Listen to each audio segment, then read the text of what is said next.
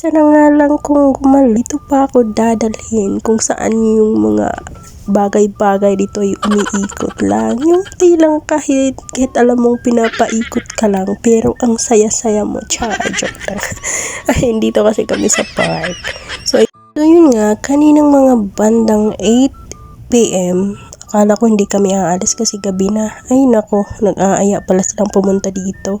Dito lang pala kami dadalhin sa sa park sa park to, sa Alwodan Park.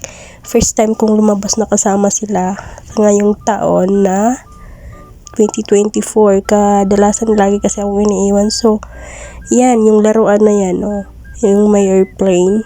Alam yung pinapaikot-ikot lang, ang saya-saya pa ng mga tao dito. Ako naman. So, ayun, in-enjoy ko na lang. Bilang first timer, nakasakay din ako ng carousel dito. Oh my God. Hindi ko na, sa sobrang tapang ko na nga, hindi ko naramdaman yung takot. So, ang nararamdaman ko lang dito is, wala. Ini-enjoy ko na lang. Kahit alam ko namang pinaikot-ikot lang kami dito.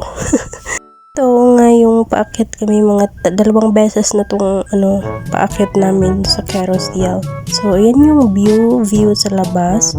At yan banda, yan yung rides dyan sa meron silang camel rides dyan, maraming sumasakay. At ito din yung bump car. Ang kaso mahal ng ni ticket nila dito. At dito naman banda, yan ang daming tao. Merong mga dyan, merong entertainment sa unahan, tsaka may mga boat dyan na kunyari sila, sumasakay sila, umiikot-ikot sila dyan. Paikot-ikot lang, maliit lang naman na hindi naman siya kalakihan. Para lang kunwari, meron lang mapag-anuhan. So, dito yun sa banda, sa likod ito yun. Ang ganda ng mga music na pinaparugtog nila dito. Nadadala ako, gusto ko tuloy sumayaw. Kaya lang, dumaan lang kami dyan, hindi kami nagtagal. Kasi sinusundan ko yung alaga kung panay lakad ng lakad. Naghahanap rin sila ng palaruan para sa alaga ko. So, ayun. Dumiretso lang kami dun sa unahan.